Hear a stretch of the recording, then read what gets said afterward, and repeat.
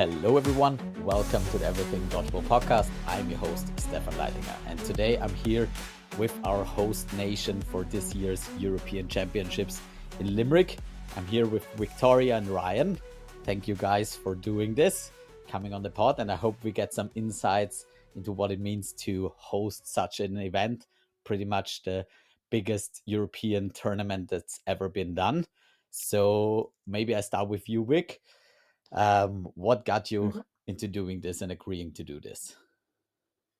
So agreeing to do the tournament, I think was before my time, but we'd essentially planned to do the NEC that then got cancelled during COVID. So Ireland hosting something has been in the works for quite a long time. Hosting the Euros is obviously a little bit bigger, particularly now that it's the Euros that also involves foam, which at the time NECs wouldn't have. So it's now kind of turned into a slightly different beast. But yeah, I think we're all excited to kind of have the opportunity to get everyone coming over. Awesome. And you, Ryan, what's your role in this endeavor? Uh, I'm one of four sort of effectively head coaches. I'm in charge predominantly of the women's team, but it's myself, Meg Shine, James VC, and then Garv McElroy for foam.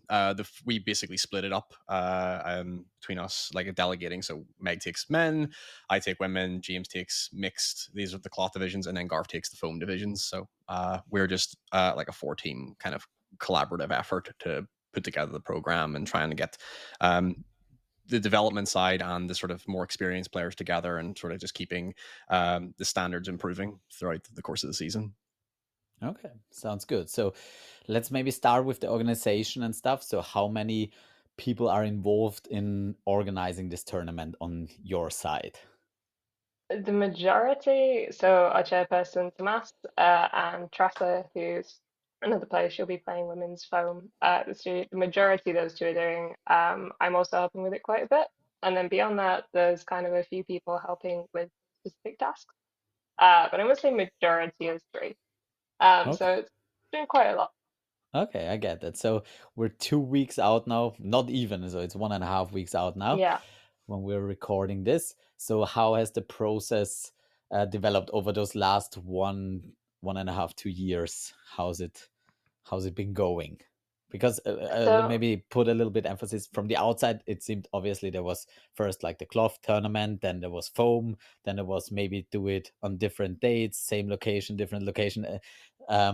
I have no, so I got a little bit of filtered information from the outside through Max. But so, what has the process looked out from the inside? So I think venue-wise, University of Limerick was, I think we were hoping to do the NECs as well, and a lot of this was kind of trying to figure out how close to those plans it could be kept. And then obviously when foam was included, which is something we wanted to do, I believe, from the off, because it's a great opportunity to bring even more players in, and to kind of get more people to be able to come over, but also to experience the sport. So it was something we wanted to do, but it was figuring out like capacity at that same venue. I will say also Ireland doesn't really have an abundance of venues where we could have hosted. Um, so it was also partly that why we wanted to keep it at the university because they have a really, really strong history of like hosting sporting events. Um, but yeah, there was a short while I think where they were discussing doing it in kind of separate days, and then basically the hall we have is big enough to host, and then there's another small one which is next door, so it's not going to be like the kind of 40-minute walk between them, whatever it was in Austria. Uh, but yeah, so they have enough space where we can comfortably host both at the same time. And then it also kind of made more sense because a lot of nations will be bringing, they just want to bring all the players together. And especially if you are a smaller nation and you want that support, maybe for like your foam teams if they're kind of newer and more developing, it felt really important to try and keep it together. Mhm. Okay, that is cool. So there's no separation like in Austria, so it's all pretty much packed together. And also, like, how many of the teams are staying at the university campus? Majority, vast Major. majority, I think. There's a couple of small ones, I think, who aren't, and I can't remember who, but yeah, almost everybody is on campus, which is really exciting as well. I believe one of the previous years was also held on campus. I haven't been on one that has been, so most of the ones I've been to people have been in like slightly separate places. So I'm quite looking forward to it just from, being in a sea of dodgeballers for a few days. Should be fun. Yeah, absolutely awesome. I think that's been one of the best Euros since up till now was Lignano in Italy, where it's always also been like in that Olympic village where everything was walking distance and all the teams were basically together. So I think Yeah, that's a exactly. really awesome setup to have. And yeah, I think the previews you did of the university campus and stuff looked quite cool. So I definitely can't wait to see how that venue evolve, like how that venue will look in real life, and how it will feel like having so many dodgeballs at one place, and also getting to see a little bit of foam, a little bit of cloth, and not being completely separated, which sounds Yeah, definitely. really cool. It would be nice to be able to just kind of hop between the two and like support everybody properly so you don't kind of feel so split. And because the accommodation is also so close, I feel like it's just going to make it a lot easier to, when you have like an 8 a.m. game and then you have one that's at like 5 p.m., it's a little bit difficult to spread yourself sometimes, and that should be a bit easier to manage with that setup.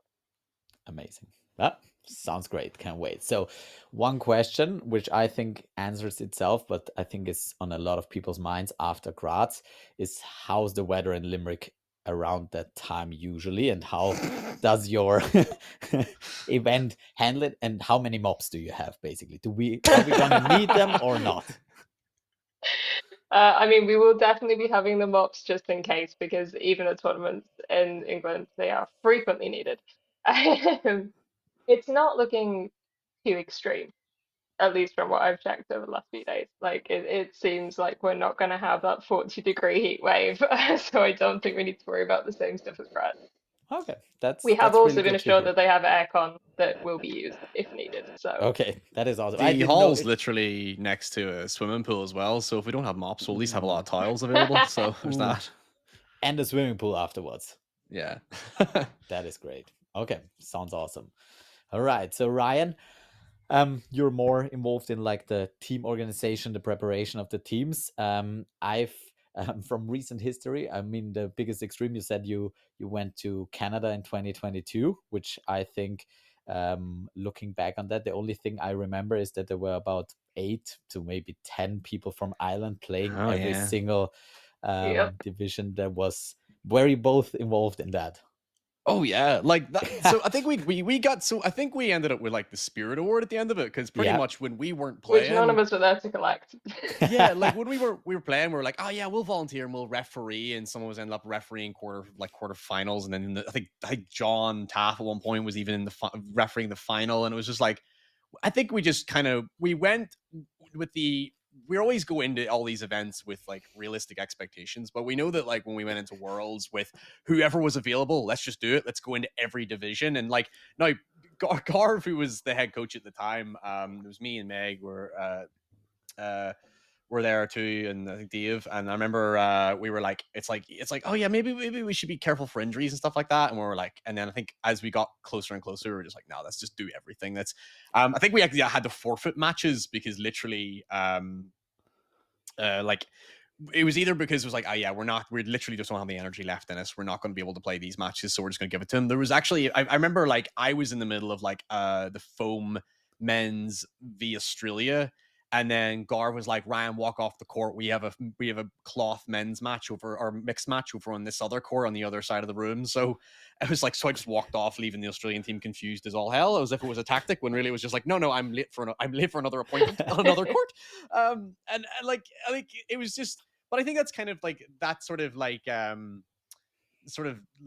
joyous chaos has kind of, I think, been sort of really seeded within Ireland. Like I think we kind of, as I said, we kind of have realistic expectations. We're always still trying to like improve our competitive standard and still try and like change that culture and like make it much more pushing. We like a lot of like, you know, the younger, fitter players that are coming through, and a lot more seasoned in terms of experience and stuff like that. But we never kind of lose touch of that sort of, well, spirit that we have amongst our nation. We always go into it with this sort of community. You know, we do why you can't, for as much as we get into a match and we want to play and win this, we never forget why we do this to begin with, which is because we love it. Because we're all paying to be here. We're all putting a lot of time and effort. We're a lot of financial stress, a lot of even physical and emotional stress involved in it. So something like Worlds like in Canada and even last year in Graz was like, it's always a reminder of like, yeah, we do this because we're just all insane. And so, but in between it, we use it also as a way to kind of encourage and inspire our players to kind of want to strive to get better. And then that sort of feeds into the program that we kind of bring back home and try to get people, especially this year with it being in Ireland, a lot of the clubs there, the reality is like Ireland is such a small nation in terms of the clubs here in Ireland. I mean, and they have their own league set up, obviously separated from NI because NI has its own league. And then obviously the NI national team like have this really close knit community, and they're really good at kind of fostering this sort of like, everyone sort of integrated in learning to play off each other and learning from each other. And that becomes this really great ecosystem. And it's something that we kind of trying to bring through with Ireland more. So bringing in, the clubs from like Waterford and Galway and Meath, and ones I've likely just left my head right now. And I'm sure they'll Yeah, feel there's bad for listening. a new club in Leash that's trying to set Yes, up, there is. and Yeah, Meath is the first home club, and then it West is. is Yeah. the other one. I'm definitely missing one, but that's just we'll Westmeath. add that in the edit. I Basically won't. like, yeah, but it was good this year. Like when we were doing our sort of our trialing sessions to kind of get our players, it was like great to see, really, really like local players come through and sort of like say it's like, oh yeah, we, this is like, it's great to see this on home turf. This is great for Ireland. It's a great promotion for us, and like to get to inspire people to come to Ireland more often and stuff like that and play. Because like, Tamas, who's obviously chair, puts such a tremendous amount of effort into like getting events and things organized, and he'll go to the ends of the earth to make any event that happens in Ireland special. And so it's good that we have an event here that actually is now bringing all the clubs that are kind of very isolated in their own territories, like hopefully towards this event and seeing the standard that exists. And then the long-term game from it is hopefully then they see like the likes of yourself and the Austria team and stuff like that, and sort of see like, oh, this is what high level dodgeball looks like. We want to push our clubs to kind of get there too, and like really develop the league back at home and grow that accordingly. Cool. That sounds. I love how you started it out with we try to be really realistic about things, and the only thing I remember about Canada is like there was nothing realistic about that from the Irish perspective. I was like, I think Max Golder told me that you were gonna. I don't know how many people did you bring over. I thought it was like 10 I or think we had 12. about 10 men and 20. We had sorry, 8 women. 8 women. Oh Yeah. no, we had 9 women and someone got injured. Yeah. Because there was a moment where we were doing, so I was doing women's cloth and mixed, and then also mixed foam, and so there was a situation where we had like a mixed game and a women's game where you then had to play down with one. I am going to say on that one that was very much we get to go to Worlds, because I think previously it had been something we'd gone to New York, was it? But it wasn't always Yeah. guaranteed. And Yeah. so particularly the foam aspect of that was definitely, from what I heard, just we'll give it a go. But I think we then maybe had some last minute dropouts where that became a more interesting decision. It says a lot for us. Like we always say, like the tenacity of players. Like we bring such a small squad to Worlds to play every single division, and then it's like yeah, there was like the score didn't matter to us. It's like we got our money's worth is the key thing. There, like it's that we, there were no complaints about game time. Yeah. I don't want to I'm not going to say how other nations work, but if you were to pay all that money to go to Canada and then only get a specific amount of game time, I understand you're playing there specifically to win. And we're like, you know what? I've paid $2,000 to get here. I'm going to play through this. And the fact that we didn't get as many injuries, I think, as we expected. So that was, that kind of, we'll take that as our win. And then when we got a trophy at the end of it for Spirit Award, I was like, you know what? As far as we're concerned, we won. Yeah, it's really funny. Everyone who went, I think, has now just been very specifically bonded by that week. Like, it was a bit insane, but it was very funny. Yeah. It's like Hell There's a Week great or something. photo. Like if you get there's a through great that. photo where everyone's just lying flat out on the court after one of the mixed games. It must have been on the last day, and everyone is just gone. Yeah, everybody went with like a personal goal in mind. It's like, let's see how much you can push your body in those couple of days. And then, well, so that, I was saying before we record this, like I was supposed to retire after that. And then it was like a year later, I was like, there's another Worlds coming up. We could do this again. Still got stuff to do. Yeah. Okay, there's still stuff in your body that you didn't break in Canada in Edmonton. So you tried again Oh in yeah. Austria, and now Yeah. you have to finally bring it to the limits in Ireland at home, Hmm. which sounds like everything coming home. So how long have you guys been playing dodgeball? You want to go first, Ryan? I've been playing 13 years, I think. I started when I was 18.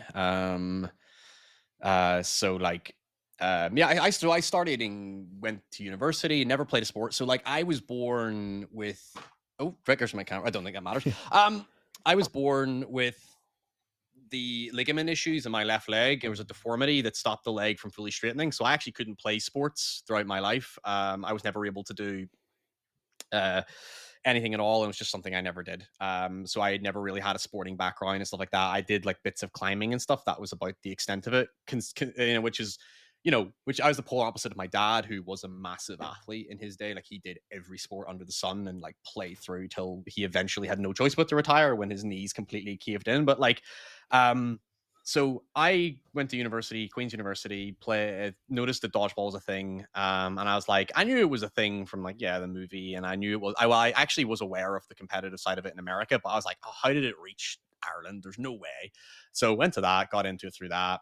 And then, yeah, played my first national event in a year later for NI, played for NI for a good number of years, was also a coach there. And then, I said a lot of my closest friends play for Ireland, so I wanted to go there and kind of be, it helped me just more in terms of like I'm quite an introverted guy, and I have like a really nice group of friends, but like it was nice that I actually was able to like break away from like being so internally myself. And so being in the Ireland squad is where I actually kind of felt like I got out of my shell a bit and was able to like speak to more people and stuff like that. I mean, I still go back into that shell more often than I wish I did, but I kind of think that that's what kind of kept me going back. It was less so like, oh yeah, I can actually now push my body, even though there was one point where doctors were telling me, no, you really shouldn't, because you be conscientious of your knee, because your knee will someday, go back to that deformity and it will start to impact you again. But I've pushed through now 13 years and, I've held it together. And where I'm at now, I'm at that point where I'm like, I'm comfortable saying that after Limerick, this will be it for me. Just, not because my body's ready to give out, just because I feel like it's like I've did more, I think, than I ever expected in those 13 years. And I think it's such a defining chapter that it's nice to like end it on home turf and, still playing it with players that I've known for many years, and who will continue to, because for example, we've got Garvin in our team and he's pushing 40, and he's our Roger Federer. He'll be there until we'll all be retired before him. But I know, like, I'm like 31. It's like I'm happy enough to call it a day on that. So that's how I got into it, and that's where I've got to right now. And I will stop rambling.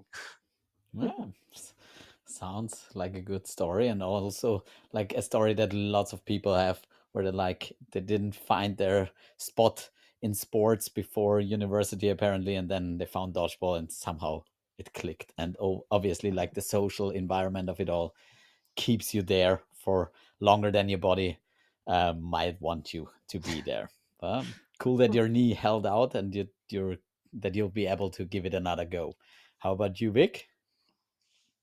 So similar start in that I also started at university, kind of ironically at this point, but because I didn't want a sport that I had to put that much time into to begin with.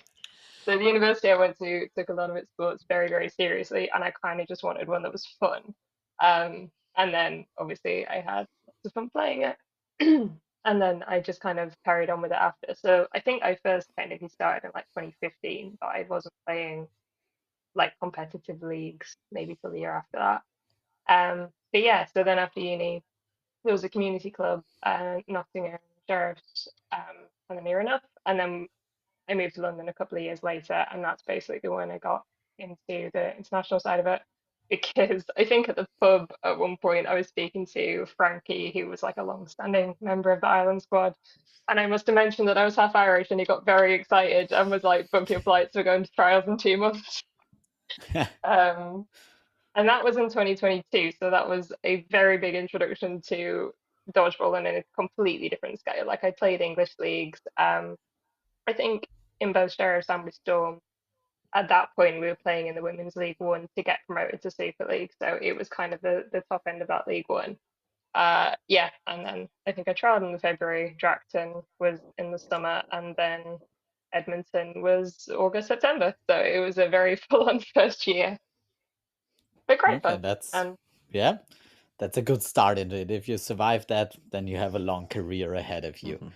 basically, Okay. yeah. And I do think a lot of the reason that I wanted to keep going was just purely because the Irish squad has such a nice, like, nice vibe, and like it's really fun going over to see them. Like flying over to training is a lot of effort. It takes up a lot of time.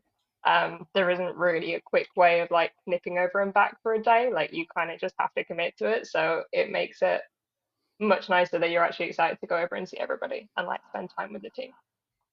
Yeah, cool. That's awesome. So, from the outside, obviously, in the beginning, when we were like the UK nations, or pretty much everything on that on those two islands was pretty much the same in the beginning for us, and we were like, okay, there's England and there's Scotland who are more competitive, and then there's Wales who is also quite competitive, and then there was Ireland, which always felt, at least from the outside, and correct me if I'm wrong, more like more of the social part of the whole UK nations, who had a little bit more fun with all of it, didn't take it too seriously, and it seemed like the vibe was very different in Ireland than anywhere else. And especially like events like Canada sort of manifested that picture in my mind, where there's like Northern Ireland, they're really small as well, but really competitive. And Ireland is just a little bit apart from that, and they're just enjoying dodgeball for the whole experience. How has that been in the last year? Is that a fair like description from the outside, or how do you feel about that? How was I the think competitive nature in the we last al- 10 years? we always kind of like, yeah, we do kind of like almost sell ourselves as like, oh, more of a social nation, but deep down it's like our coaching team at least all come from quite competitive backgrounds. Like again, I would like to say like I was mentored very early when I started by Sean Douglas. Like I said, I learned a lot under him and Bruce Cousins when I was starting out, and like said I was the head coach of a club for years, and then said I came back to my old club. I was with Kapai, then I moved to become a head coach of a club, then moved back to Kapai there last year when won our mixed and men's league and stuff like that. And like so I would like to strive to get that same level of like standard across in Ireland, but there is definitely like a fine line we're always treading. Like there's a lot of players in our nation who are like off a really good caliber, and they kind of really are, they're hungry for that, for higher coaching standards and for higher playing standards and stuff like that. And like, we now have I've noticed since the year I said Meg, James, and Dave's now with Portugal. The year I took out after Worlds in Canada, they sort of got a good program back up and running, which was to try and get like new blood into the national team and try and like find a nice cohesive team amongst men's, women's, and mixed. And sort of it's become more clear as to what that is in recent memory. When they reached out to me and I came back and looked at it, we really pushed to kind of like say like we need to see the fitness standards we go up. We now need to see the discipline go up. We do need, we want people to be a little bit much more engaged with it, a little bit more analytical about how they play. We want people to watch the matches. Now the thing is that that's for two, like I know like you can't get like that. I know every time I've had conversations with like Sean Brew and stuff in the past, and like when they had that culture shift with Northern Ireland, which is to kind of get it to the top tier level of play, like that was a multi-year investment to try and get that system in place. With Ireland, it's like again, it's kind of going back to the basics and sort of seeing, okay, actually, hold on, what players are we working with?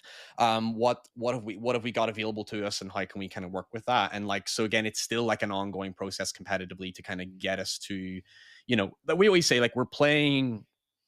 Our coaches always base our philosophy on like it's our goal is we want to get out of the groups. That to us is the main goal. But we just play out one match at a time and then learn from that and develop from that. Because we again, I said like when we say we're real realistic, it's like again we know what players we have, we know what what resources we have available to us, and we don't see each other maybe as often as some nations and stuff like that maybe do. So we kind of have to work around that and, like, tactically keep it as grounded as possible and like suit people's abilities and change things where we can.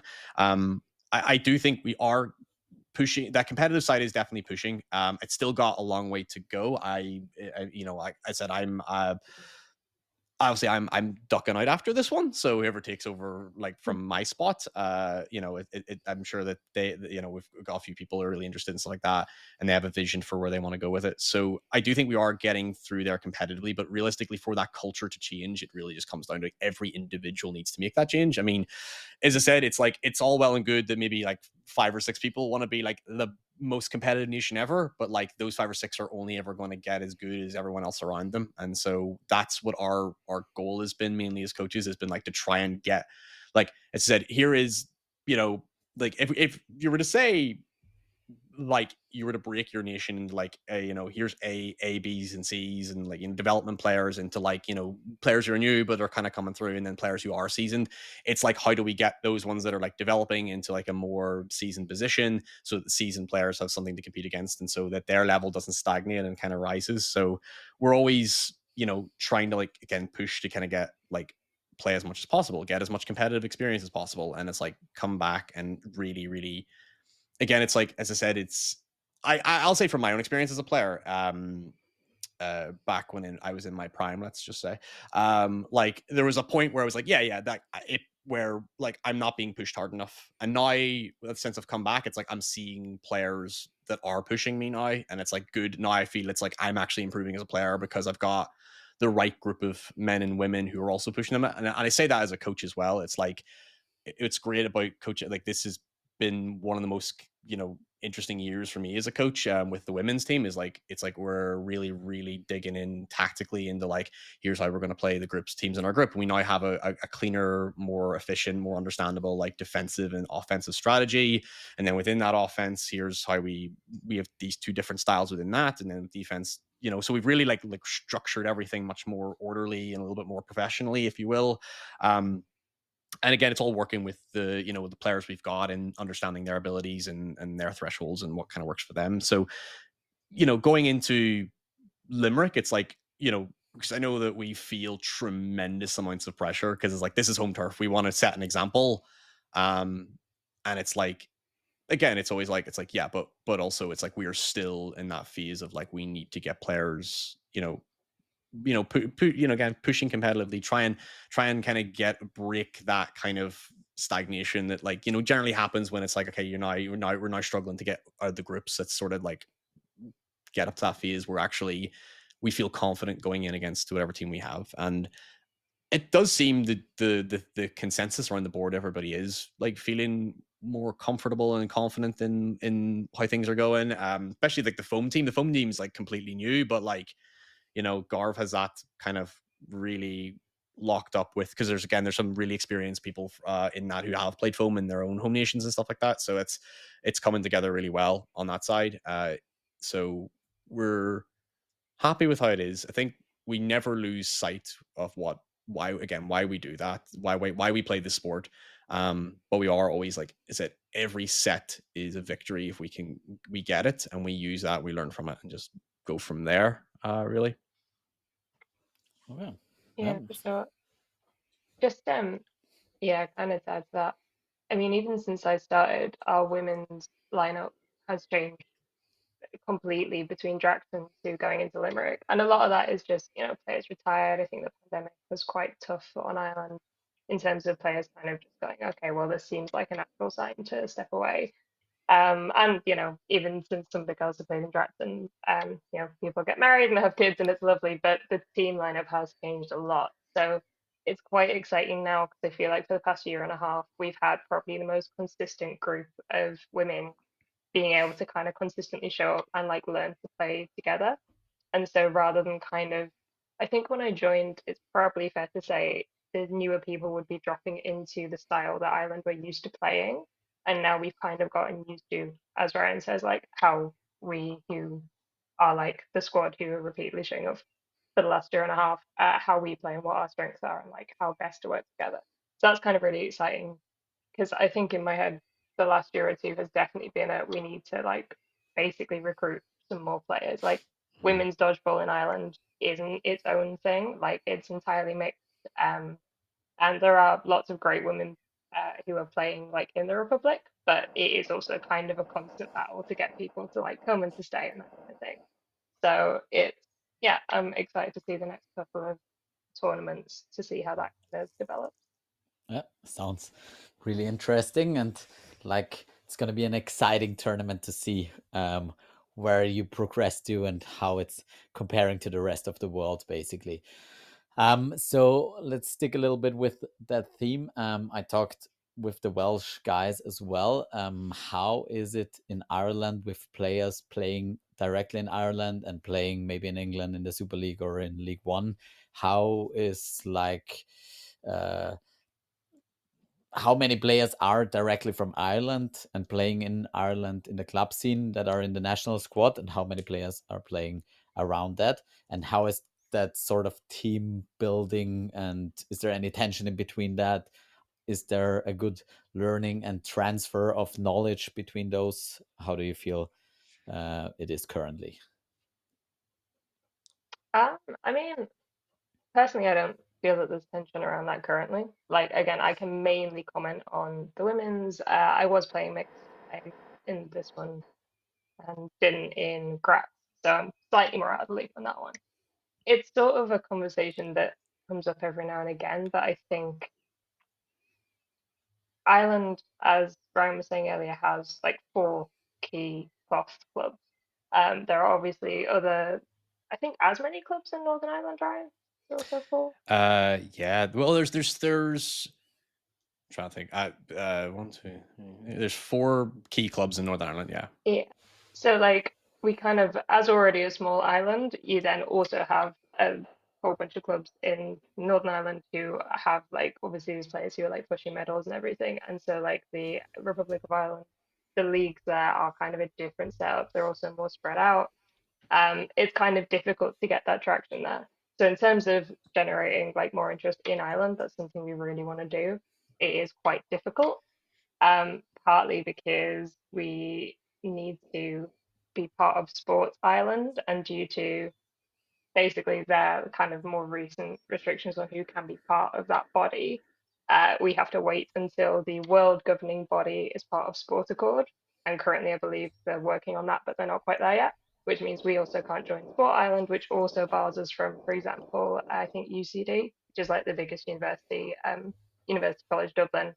The line we've been given from them, because the biggest club in uh, out of the cloth clubs in Ireland is Dublin. So it should be very easy to go into that university and set up a club there, which we're not currently able to do. So it's kind of there's a lot of stuff that we're trying to work around and generate more interest from within Ireland. But in terms of like players coming over from England, like as an English player who's now also involved and on the board and stuff, I think there is like people realize that our league structure is very different. We can play very competitively over here, and I do think that knowledge share has been valued since like more people have come over who are playing in like the Super League. Like I don't know about you, Ryan, but whenever so we have, for example, Emily Chadwick joined us recently, who plays for Wessex, who just won the mixed league in England. And in terms of the stuff that she'll kind of just say when I'm playing with her, I'm like, oh yeah, of course, that is something that makes a lot of sense. She's an incredibly seasoned player who plays at a high level. And we have other people who can do that, but that is something that has been brought over because she's able to play at that level. Yeah. I you say it far more diplomatically than me. I want to be careful how I say anything. So Go for it. see, like a question I would get asked, like just generally by certain dodgeballers who come into it or people don't know the sport, is like, what? How does Ireland differ from NI? You know, besides competition, it's like NI has for years benefited from a feeder club through Queens, right? So they get younger talent in quicker, and they get, you know, like that. You got that holy grail at one point where it was like Josh Murph and Adam Hill. Like you got like this real roster of like players who prioritized the sport, really became invested in it, and you got this like lightning in a bottle. They obviously went off eventually and started Ballihackamore's team, and like Ballihackamore's team is an incredibly big club in the north, and like you think like for a very very small country, how they get that level of standard, it's staggering, and it is just like that lightning a ball, like the right players all come together in the right ecosystem. Ireland, it's always been like every club is trying to get people in, and there's that kind of retention that's always going to be challenging. Like in the north, I would say my perspective in the north is I think Northern Ireland needs more clubs, as you would say the same thing with Ireland. It's like, so my friends Adam and Eve, they started a club recently in Tornadoes, and it's like all the players in it are all fresh. They don't come from a feeder club. They're like all completely outside the sport, which is like, I've never really seen that before. Like I mean, Kapai had it at the start and stuff like that there, and like it was its own entity. And you know, it's weird when I go to Tornadoes and you realize, oh yeah, none of these people are, no one here is like coming from a dodgeball scene, which is like quite exciting because it means there's something fresh and new. Then you go down south, it's like everyone's, again, it's like everyone's in their own, you know, with Waterford and Galway, etc. Like, they've got these great like communities that are there, but again, because the spread is so distant, that it's like you don't see them at the competitive scene. It's like I always say, it's like Garv, who's in charge of the Dublin team, he kind of splits his team in half. He doesn't really have an A and a B team. It would be just two teams that are equaled out, because it's like, again, it's like the standard overall needs to kind of constantly push in. And there's no beating around the bush in it. It's like, it is really like people aren't as accustomed to the standard of play. And like, even when you're playing in NI and then you go over to England, it shoots up even higher, especially when you hit Super League and stuff like that. And it's like there's a culture shock that kind of hasn't really taken place in Ireland, because it's not been, you don't see Ireland teams going over to England. Like, think about like Ballyhack and Kapai, is where they've been able to keep improving, is that we would have gone to tournaments in England and competed there, whether it be the championships or whether it be just opens and stuff like that there. And like, that's, you need to kind of, again, it's like the condition yourself to it, and like, familiarize yourself with like, okay, this is what the highest tier players are doing. If you don't see that and you don't experience it firsthand, then you've got a clouded judgment as to what a good player is. Like, there's always that thing I always say, was like, there's players that kind of, would trial for us in the past, that would like be quite disappointed they don't get picked, and they're like, but I'm playing super super well at home. And it's like, yeah, but there's that, it's like there's a threshold that needs to be surpassed, and kind of getting to those higher tiers. And it's like, when you get more exposure to that, you'll start to break through. And it's like, so like, I always think for Ireland, it's like more competition to get those standards up. But it all comes down to like a club, all the clubs sort of wanting to do that and wanting to aspire for that. And I think a lot of it just comes down to like getting younger, hungrier players to come through. I always say, it's like, I mean, if you asked me 10 years ago, I would be like really driven to be like, build like the crazy, like, let's get everyone I can, and I'll tell everyone. Whereas, like, again, a lot of our players are like, we're like in our 30s and stuff like that. It's like we need the young ones to now do that there. I mean, that's just speaking for me as an old man now, or at least feeling of an old man. I've always been a grumpy, I'll not swear, but a grumpy person.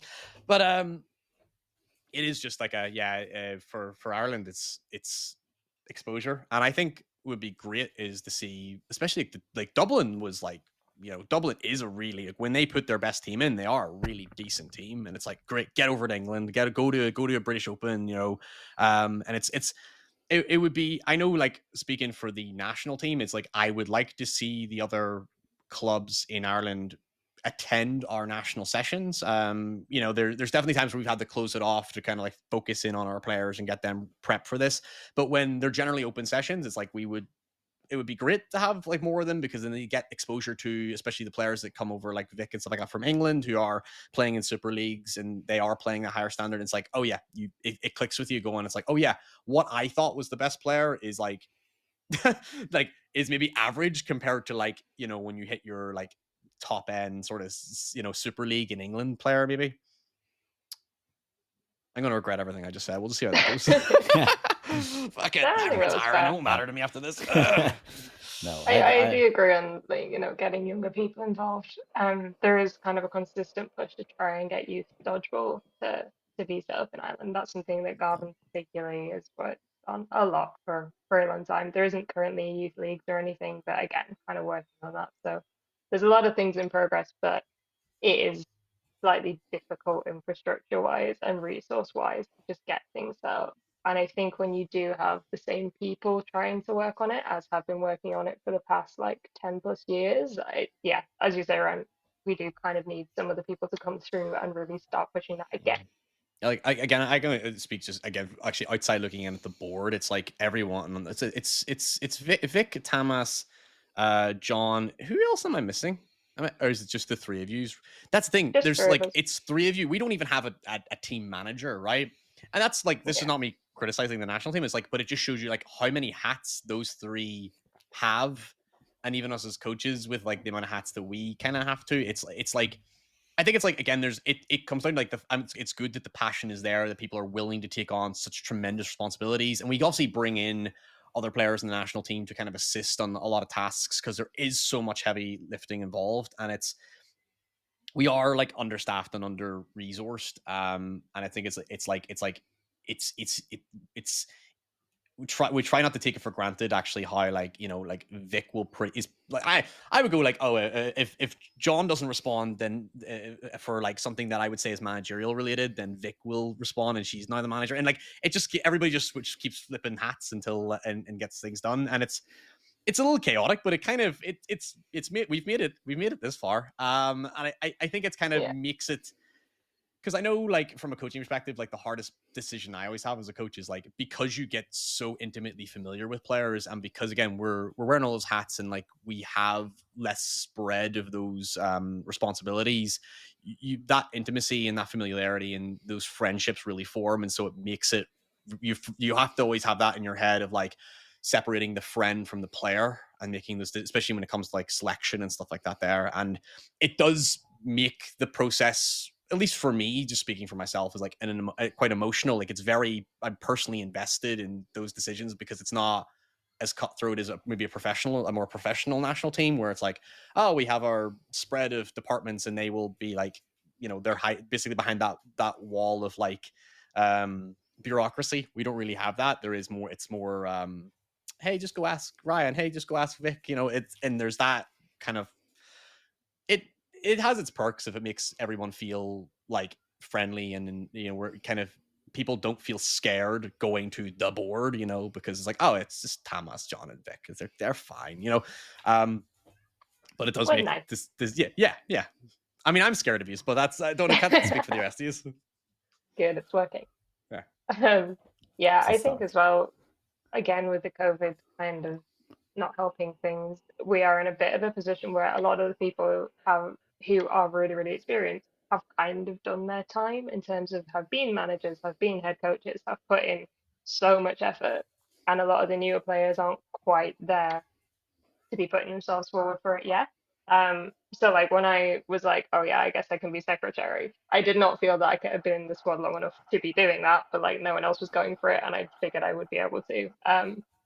So it's one of those where hopefully the next year or two, when we have more people kind of bedded in, there'll be more people to take that up. But we do have kind of a gap in the middle at the moment where you're either like incredibly seasoned and like Ryan, basically like plotting your leaving dodgeball, or Yeah, you're kind of fresh.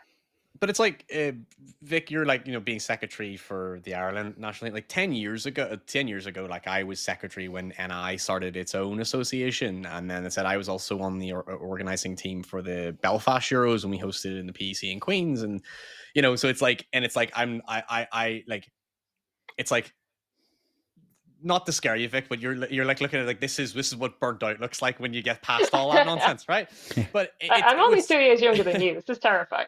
what's great is like what excites me is that I am seeing players international team was like, I see where they can take this. I can see the old guard. A lot of the old guard will be there forever, and that's great. You don't want to have like a mass exodus retirement of people, right? But there's players that I know that I'm like kind of nudging, sometimes subtly, sometimes quite overtly, saying it's like, you need to consider coaching. You should really, let's push you towards this. That's like, how do we get this? Let's condition that next generation forward. And that excites me to know that, like, at least when I go, it's like, I know it's in safe hands, that there's like people with fresh ideas, more vigor, more energy that'll, move things forward. And yeah. I'm sure James and Meg, if they stick around, they'll keep pushing onwards, as will Garv, who will never retire. So yeah, Yeah, you he's need never some allowed to of those. retire. Yeah, yeah. you need some of those people in the sport. And yeah, so it sounds like it's quite a good, it's a tough time to like host such a big tournament, but it's also a big opportunity to get more exposure and maybe get more people to see what that international standard is. Maybe some of them feel like they really enjoy that and maybe are ready after that to take that next step, because I feel it's always sort of a dance on the edge where you're trying to push people into the next position, but you also don't want to scare them because you don't have so many, so you can't lose them. So it's like a Yeah. really a Yeah. very dangerous dance. And then in the end, you rely on the old guard to do it all. Yeah. And I I know I'm think very that is something. curious. Sorry, I Yeah. interrupt. That's why like I think the one thing I know that like it's doubly exciting. I'll just say now is like is where the foam team goes with this, because it's such a fresh start for everything. And I know like Tamas is like Mhm. really wants to push it, and it's like great. That's because there's players on that team who are experienced foam players and actually know tactically the game very well. And so it's like I look at that going like that's a I've always said like that's a great opportunity for the teams that aren't maybe completing cloth to the higher standard. It's like foam is that new calling. That's an opportunity for Ireland to like find a new niche for itself as well. It's like cloth will keep developing and it will always be like, because again we always say like cloth team's always going to be competing. No matter how good we get, other nations are going to get good. Keep rising too. So that's always going to be a kind of an uphill battle all the time. Whereas foam is like let's get in at the ground level in Europe and like and really suss that out. And like it's good is that they've I'll see that later on after this when I go down to the foam training is like they're now getting that good roster and that like future generation for that side of the game. So like there's a lot of this is like the perfect stomping ground for that foam team, especially is like to see kind of where they start, especially there's people a lot of debuts on that team, and it'll be very exciting. Yep, definitely. I think also the thing at this point, it's also that you're wearing yourself thin as well with the NADA division, because I feel I've seen it in Austria where we're fielding 6 teams as well, and you don't have that many players who are at the best international level maybe, so you can either Yeah. decide to say make it more of a development squad, maybe get people the chance to just go to an international tournament and feel it out. But once you really want to compete as well, you really need to focus your I strength Well, will say on we have a lot some. more players than we did in Edmonton. We have a lot more now. I hope well, actually, so. this is a question. Actually, I'll ask you for the Yep. regarding this, Stefan. Like, so we always say there's like an interesting line that I've always had this conversation for years as a coach in a national team, which is that like, okay, you want to bring development players, but also you want those that are like off the higher standard and who are who really have earned their place on that team, to feel like that is something special to them. So I'm wondering, actually, well, I don't know how you feel or how you guys work in Austria, but like I've always had that conversation with Garv, especially, which is like, okay, so like how many do you want it to be like a free for all where just everyone that's basically trial turns up because we've got enough spaces for everyone, or do you have to like almost restrict it to a certain degree to like ensure that there is a push to have a standard before you get in? You deserve that kind of privilege of playing for your national team. Does that make sense? Yeah. Do you mean specifically for foam now or for? Either division really. Like I know with cloth, we always try to put in the best of best foam. We're still trying to find our team and stuff like that there because it's new. But I know that was a thing for years, which is that it's just whoever's available. We have enough spots for everyone, and it makes people that are off the highest caliber go. It's like, well, why should I push any harder if someone of a very very low standard makes that team? I've always talked about this conversation in private, but I've never actually spoke about it in a public forum before. So does that make sense? Yeah, for sure. It definitely makes sense. I think we're a bit of a in a sort of privileged position there because Hmm. we had a quite decent squad from the beginning on, and I would say Mm. not compared internationally, but we had like a squad of people where they were pretty fast after 1 or 2 Euros. We had like 10 to 15 people who were pretty similar skill wise in both divisions, Yeah. the men's and the women's. So in the beginning, it was more everyone could join, but the level was so homogeneous, if that is a word, or homogeneous. I don't know. Homogeneous, yeah. I Yeah. am always fucking up at least one word per episode. So this is the one for this one. Homogeneous.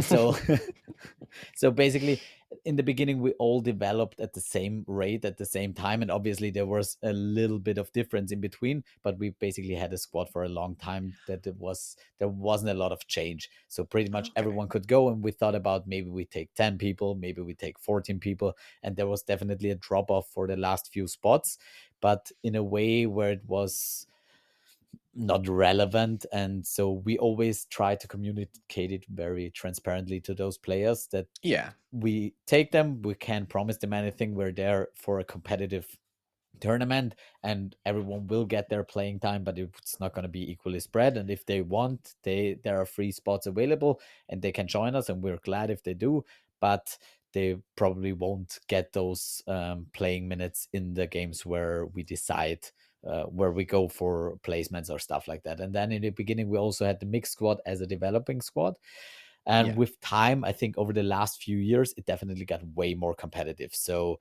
Mhm. now we're at the point where the cloth squad is really competitive, and you basically have to make decisions between veterans that are maybe still at the level, but maybe there are younger players and development players that maybe are not of the exact same level, but Yeah. have more potential for the future. So that is more the conversation we have when choosing the squad.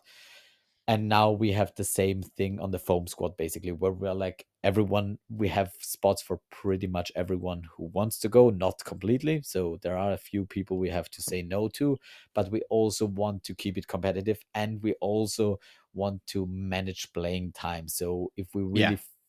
funnel like 14 people into the men's foam squad, then there won't be much playing time for many of them. Yeah. So we are either very transparent in telling them, you can join us, but you won't play much, or we restrict it. And it's like every year it's a bit of discussion, obviously, where the tournament's at, how many resources we have. It's a way different ball game if we Mhm. go to Graz or to Limerick or to Edmonton. So I think we're quite flexible on that, but yeah, it's definitely a discussion we always have. Oh, okay. No, I was just curious to ask that because I know that we are going with a slightly smaller squad than we took to Worlds because we know that like again we're trying to like it's something that was mentioned earlier. It's like because we're a big thing with the women's men's mix is like everyone's like coming in at different levels and sort of trying to find that sort of happy medium in the middle. And so like we said like, oh, let's try and like maybe go for more contained squad to try and like keep things quite consistent, because I think that was what we found out at Worlds is that actually, you know, if we bring we brought like for example 13 men, it's like well actually we ended up there's like 8 of them that are like, you know, we're using them quite consistently, and it's like, oh crap, we want to make sure those others don't feel isolated or like on their own, so trying to get game time for 5 other players. So I think that's just interesting thing we've always said in our development point, which is like how much game time is good to necessitate for them to get better and to understand what the game is like on that court, compared to like actually, you know what, let's get you at a certain standard first before we put you on that court. For sure. And I think it's very different for each nation, and especially Mhm. of the squad depth. Like if you're England or us, you can play your bottom 8 players, probably the whole group, and gonna be Mhm. fine. And if you're Ireland and you want to get out of the group, you probably can't do that. So it's sort of a privileged position if your squad depth and the quality of players is much Mhm. higher, that you can really spread it in between different games, because there, as of now, there are still a lot of countries that are stronger can play pretty much anyone. So probably Yeah. England, the second lineup would get fourth or fifth of the tournament anyways. So it's probably a very different conversation for each nation and each team, and Yeah. on obviously also what you want with it. So for us, it's basically we have 2 main principles that are always ahead of everything. And the first one is we want to compete and we want to win, and the second one is also we want to do something that helps the growth of the sport in Yeah. Austria. And those are sort of like the main focus points when we select players as well, where we're like, those two things are pretty much equal. And sometimes we lean more towards the one or the other. And so, because the long term development is basically all we have to keep that sport alive. And obviously, at this point, we want to win and we want to compete and really succeed, but we don't want it on the cost of future development. And then, if everyone leaves in 1 year after Euros at home or something, then we're left with crumbles basically. So I think Yeah. that's the main thing, at least for us. Okay. Thanks for the insight. Yeah. Sure I mean, thing. it's a bit late in my career to be asking that, but there we go. Yeah. But maybe someone else will listen to it and we're like, okay. That's it. Yeah, that's it. Yeah, I'll pick it up from Ryan from this point on, and I have some new insights on it. That would be awesome. And Ryan's camera is just all over the place. For that, he's a streamer or something like that. His equipment No, seems just professional, but it's just everything's rolling. packed for a trip to London, so I've got crappy Okay. equipment on me. Sorry. Okay, fair. Okay, so let's get a little bit more into the organization side. So 1.5 weeks out, how confident are you guys that this tournament is going to be a great Euros? I'm definitely expecting it, and I think everything I've seen looks very promising. But give the viewers or the listeners maybe a little bit of a preview of what they might expect, and that they can really get into the mood to go to Limerick. Yeah, I think it's going to be really fun. I'm excited for it. It's terrifyingly close, but I mean, you've been to the venue, haven't you, Ryan? Like I the have, the yeah. venue itself is really good. Um, I didn't know Ireland we've had a venue that big. It's kind of scary to me. It's Yeah. cool. Mm-hmm. As I kind of said earlier, the fact that it's on campus was the thing that we're really happy that everyone has kind of booked onto that, because it will just be a really good atmosphere kind of from day one. So we've got the opening ceremony and pasta party on the Wednesday night, which should be great fun. Can all take some time to carve loads together. Uh, and yeah, I think it will be. I mean, the schedule is looking pretty full on. Like, it as the Euros always is. It's kind of going to go in not looking too bad, and then it will feel like the days go like very, very, very quickly. But no, I think it will be. I hope it will be the best one that I've been to anyway. Like, I enjoyed Osijek, I enjoyed Draxton, but I think there are some specific things that we're really hoping the actual setup like has just kind of taken care of. Yeah, and then we're gonna have obviously the Sunday, like we'll have all of the finals that will be streamed. So everyone at home will also be able to keep track of what's going on. And then we've got the gala on the Sunday night, which I'm very excited for. And we're gonna have a Kaylee, which is like a traditional kind of, I say traditional, it's a lot of fun. It's like a live music and dancing kind of situation, and then like a DJ after that. So it should be good crack. Awesome. All right. And for all the people who go to Limerick and maybe travel afterwards, what are some important sites to see around Limerick and then later on in Ireland in specific? Ooh. I suppose I live in the country. I should probably say something. I'll leave for Vic to answer there. She lives in London. There's the castle, which is where I think the pasta party's taking place, isn't it? Or am I wrong? No, on campus. Oh crap! That was Never it. mind then. There's a castle you'll not see until you go off campus. I feel like I should plug my best friend. His sister works in a microbrewery called Crew. So if you want to support local, go to there if you're looking We are for. going to be doing a little bit of sponsorship with them as well. Oh So really? Good. Okay, yeah, good. yeah, Yes, I'm gonna plug Oh, them nice. just as a favor to Yeah, that is good. Send me the link, Connor. then I can plug them in the comment. yeah. It looks like Uh, a cool place. in terms of Ireland, I mean, you're two. I think you're 2.5 hours outside of Dublin, so there's everything to do in Dublin as well. If you're ambitious enough, there is this is where you actually need Garvin or someone hardcore local that knows all the sites. Because again, that's the first time I ever been to Limerick was to do this part of it. Like I've been so many cities in Ireland, but never been to Limerick. And I remember I was like, oh, what? I asked actually the Ireland squad what would they recommend, and the only recommendation I got was to go to the Obama Center, which is so don't do that. As I find out from experience, but that is a choice if you want to do that. I mean, what's great, like in terms of Ireland, is you like the kind of stereotype of it being like, oh, it's all local pubs and leprechauns and the shamrocks and stuff like that. Like it is like really authentic wherever you go. I mean, it's like, so you can't really go pick a place and be wrong on it. Like Ireland's, it's easier for me to say it because I live here, but like it's always been, everywhere is always really friendly. And Yeah. I think it's good. Is like well, that's why I'm kind of saying I'm hoping the weather works out, because again, it's such a scenic location. You're kind of near the coast as well, and like you can, so there's, if you're really outdoorsy into the countryside and stuff like that and want to escape the city, you'll not, like you'll be surrounded by so many like different walking routes and different Yeah, like it's very very easy to hair, find yeah, really pretty places. a lot of I will heritage. say I haven't been there yet, but Galway is one that I was intending to visit directly after this because the whole kind of West Coast is meant to be really, really pretty. Mhm. A lot of my cousins went to uni out that way, so I was intending to do a few days afterwards and sadly can't now. But yeah, there's a lot of kind of really scenic spots. So if you want to drive around or hike or whatever around them, it's a nice one to go see.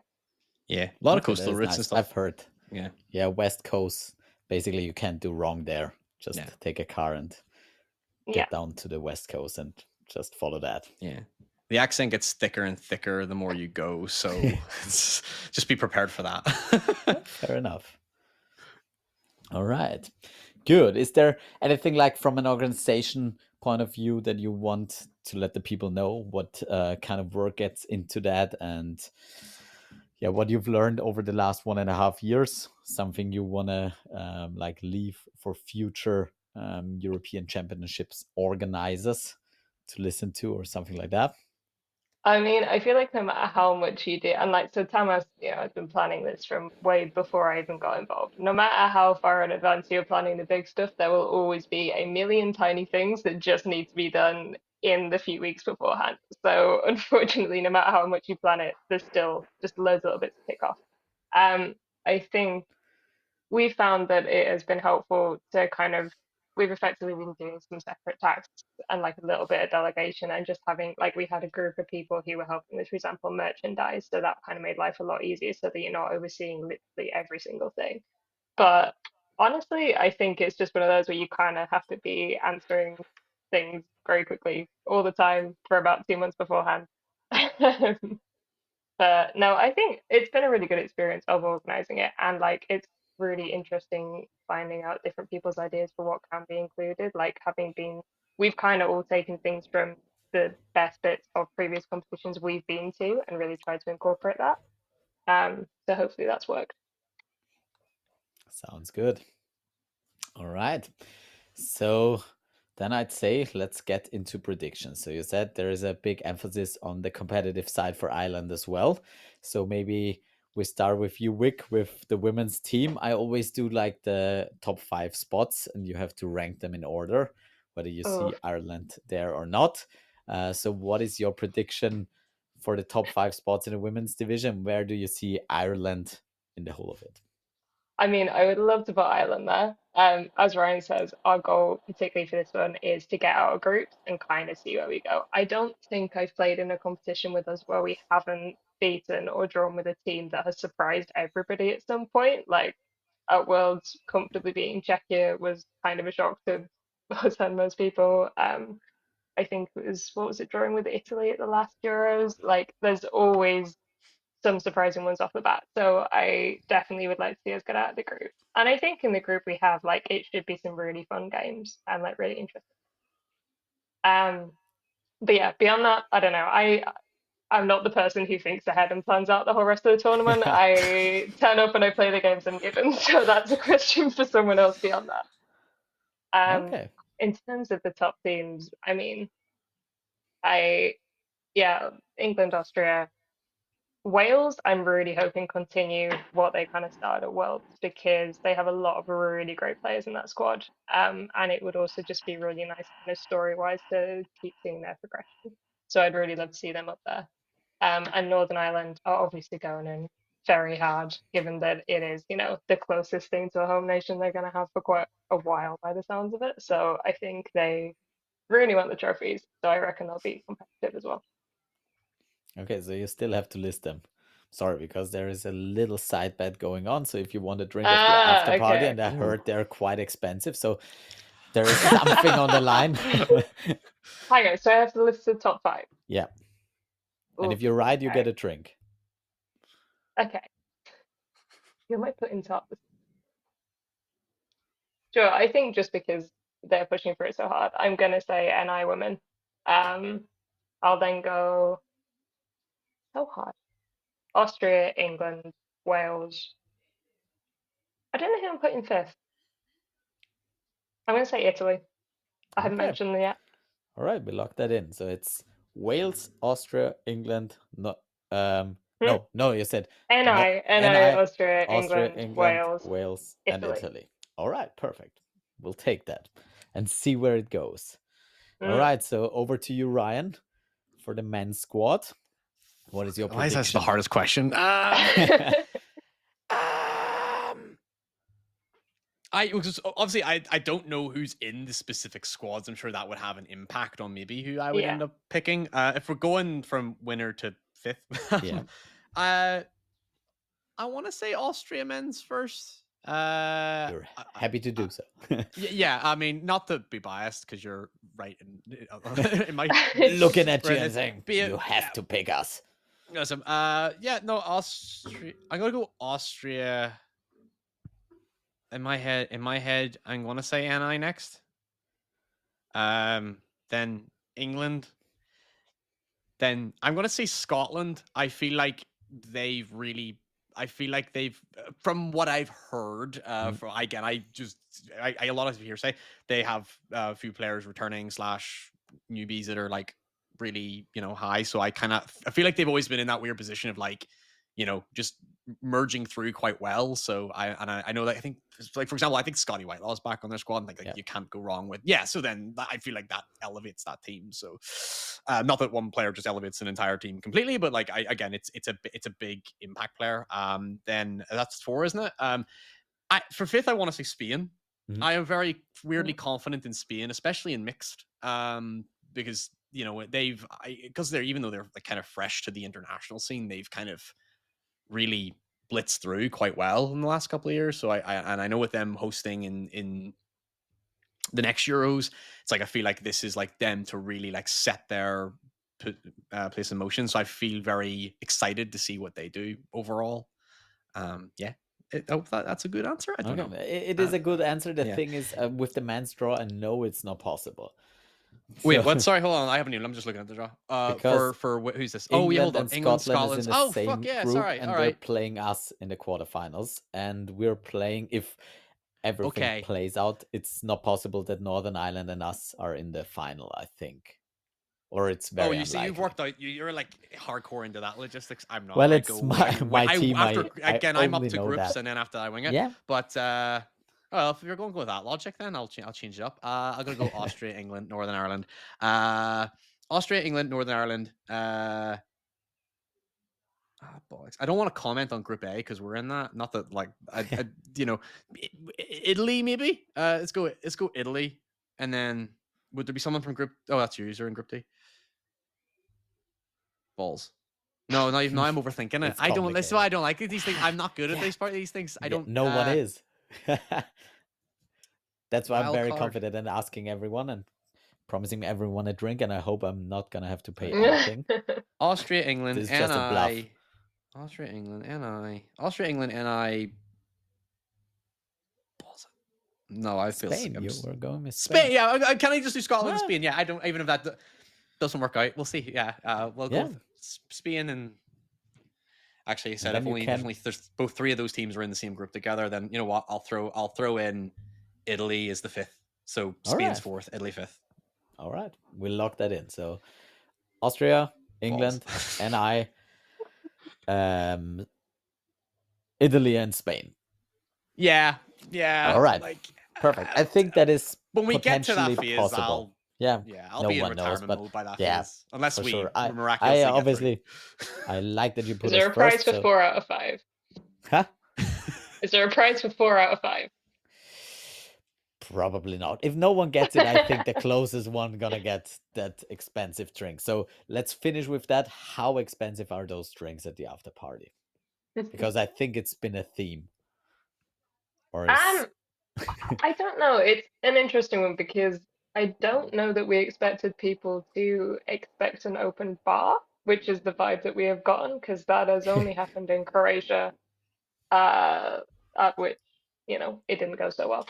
Yeah. So we never plan to do that for various reasons. But yeah, unfortunately, Ireland is a little more expensive than Eastern Europe. I will say it's not more expensive. I mean, I live in London, so it is swayed, but it's not more yeah. expensive than London. Okay. I'd say it's not more expensive than the UK. So I think, yeah, we're kind of working on seeing like what else we can do, if anything, for that.